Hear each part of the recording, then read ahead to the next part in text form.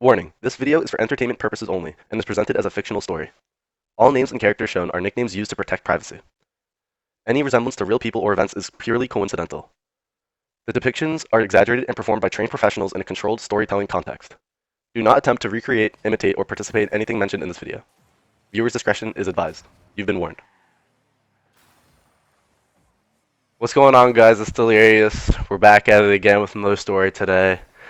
Here, I got another banger for us, and today we're going to talk about the biggest plug on campus and how it went all wrong. So I'm not going to lie, this story right here made me realize that some people are just not living a normal college life, like at all. This one's dedicated to my boy King, and how he went from I got everything unlocked to, yeah, he won't be here next semester no more. So to set the scene, it's 2023, sophomore year. Dub and I are still living on campus, off campus, right across the street in an apartment complex. Super nice, probably the best time we've ever had. We had the perfect setup. We'd wake up late, barely make it to class, party every weekend. The best part is our fraternity was popping off. Parties every other night, formals, random kickbacks, weed and wine Wednesdays. We just had gone into it, and so everything felt new. So to introduce King, he's a short Asian kid, and if you saw him, you'd think, yeah, this guy's really smart. He studies a lot. Nah, man, this guy was moving in a completely different story time.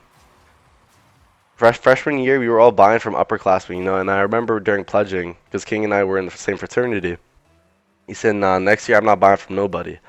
I'm like, what does that mean? He says, I'm going to be the one. He said it like it's about to be the start of a superhero origin story.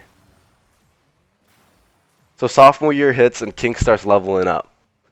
Like when you're a level 7 Mafia boss in like those mobile video game ads? It's kind of like this. Now we're leveling up. At first it's small. Then we get to level 50. It's getting bigger. Then suddenly, me and Dub aren't splitting orders no more. We're just going straight to the King. We're like, why go anywhere else? Bro built his own ecosystem. Now, King always had his backpack on him. And I'm talking about like backpack in class, backpack at parties, backpack at the dining hall. We used to joke like, bro, what's in there? Snacks, laptop? Nah, just know it was never school related. Bro had every tool in his pocket, just nothing for school. Then one day, this guy goes to Home Depot. We're thinking like, alright, he's finally gonna do something normal. I think it was he had to get some supplies for his like TV class. He comes back and he's like, yeah, I bought a safe. I was like, a safe? Bro, we were like 19, 20 years old. I was like, what do you need a safe for? And then this is where it kind of gets getting crazy. He comes back one day and he shows us something that had us like, yeah, we're getting out of hand. I'm sitting there like, yo, this is the first time I've ever seen anything like that. Dub and I are looking at each other like, yo, this might not end well. Do we slow down? Absolutely not. For 2 semesters straight, we were probably geeked up every party, at every function, every random weeknight. We were gone. If you saw us at like the pizzeria down the block, you'd be like, yeah, they are not here right now. And we used to call them king bars because bro dead ass had us feeling like royalty with absolutely zero responsibilities. Now, same time around sophomore year, we start getting closer to this girl. For the sake of this video, we're gonna call her Gabby. And listen, every friend group has that one person where it's like, why are they here? Like, who is this person? And that was pretty much, to sum up, Gabby. We even had code names. We had Code Gray. Gabby is like close by in the vicinity, like check your 6. And then Code Red was like, yo, like don't go any farther. Like Gabby's right there. I'm not joking. We literally avoid places to not run into her. We wouldn't even eat if she was in the dining hall. So on this very fateful day, we fast forward to the end of sophomore year. We go to eat in the dining hall. It's it's normal. Dub and I ate whatever, and then the King goes later, and Gabby wants to eat with the King, right? And at some point, the King just wants to eat in peace. No talking, no chaos. He just wants to eat his peace, especially because he was on a strict diet.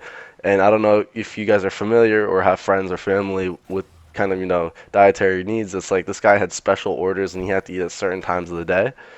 So, it's reasonable. And I guess, apparently not to Gabby. Out of nowhere, she snitches and turns this into a whole situation. Next thing you know, the word is spreading around campus fast. Phones are blowing up. People are texting like, "Yo, what's going on?" And we're like, "What does she do?" Keep in mind, the king also like purchased a like fully loaded strap like to protect himself from all this, like fame and escalation that he's doing. Like he was like starting off with like, some flower carts and whatnot, but like then he started pushing some like bricks and like so he was like strapped up. He had like a extendo mag, had a laser sight on there. It was kind of tight. So Gabby reports to the cops, and it gets worse. We found out now people are looking out for the king. His roommate calls him. He's like, "Do not come back to your apartment. There's cops here looking for you." And now we get relayed through his roommate as well. Be like, "Yo, the cops are looking for the king. Like, where is he? Do you guys know where he is? He hasn't checked his phone."